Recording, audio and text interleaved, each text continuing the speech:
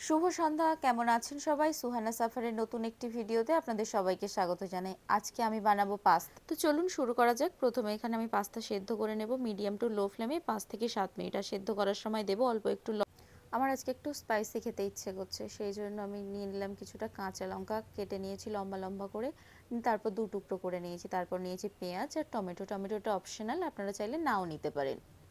তারপর পাস্তা সেদ্ধ করা হয়ে গেছে, আমি এখানে জল ঝরাতে দিয়ে দিলাম। জল ঝরাতে দিয়ে এদিকে আমি কড়াই বসিয়ে দিলাম। কড়াই তেল একটু গরম হলে তারপর আমি দিয়ে দেব পেঁয়াজ, কুচিয়ে রাখা পেঁয়াজ। পেঁয়াজটা দেওয়া হয়ে গেলে এবার আমরা কিছুক্ষণ নাড়াচাড়া করব যতক্ষণ না হালকা ব্রাউন কালার হচ্ছে। পেঁয়াজটা হালকা ব্রাউন কালার হয়ে গেলে নাড়াচাড়া করে তারপর আমরা দিয়ে দেব কাঁচা লঙ্কা। কাঁচা লঙ্কা দেওয়া হয়ে গেলে একটু নাড়াচাড়া করে নেব। তারপর দেব টমেটো।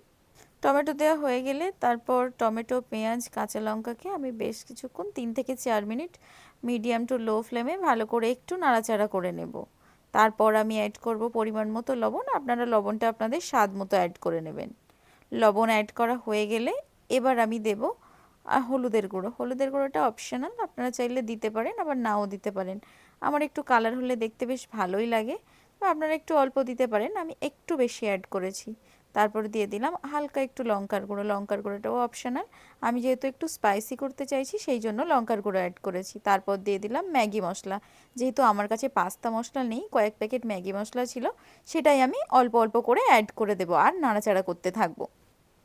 অল্প অল্প করে ম্যাগি মশলাগুলোকে আমি অ্যাড করে দিলাম। ম্যাগি মশলা অ্যাড করা হয়ে গেলে এবার আমি দেব 2 টেবিল চামচ পরিমাণ সয়া সস। যেহেতু সয়া সস অ্যাড করা হবে, সয়া সসে লবণ থাকে, সেই জন্য লবণটা দেওয়ার আগে আপনারা একটু ভাবনা চিন্তা করেই অ্যাড করবেন, যাতে লবণটা বেশি না হয়ে যায়।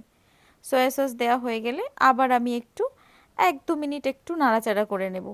তারপর আমি অ্যাড করব ভেজে রাখা ডিম। ডিমগুলোকে আগে আমি অল্প একটু লবণ দিয়ে হালকা করে ভেজে রেখেছিলাম।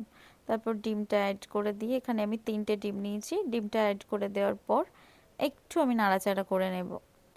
হ্যাঁ, এবার অ্যাড করব সেদ্ধ করে রাখা পাস্তা। আর হ্যাঁ, পাস্তাটা আমি সেদ্ধ করে নেওয়ার পর হালকা একটু ঠান্ডা জল দিয়ে ধুয়ে নিয়েছিলাম, তাতে পাস্তাটা জড়ায় না আর লবণের পরিমাণটাও একটু কমে।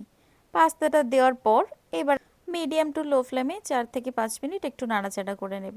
তারপর রেডি হয়ে গেল এই যে স্পাইসি পাস্তা। পাস্তা রেডি হয়ে গেলে এই যে আমি প্লেটে সার্ভ করে নিলাম।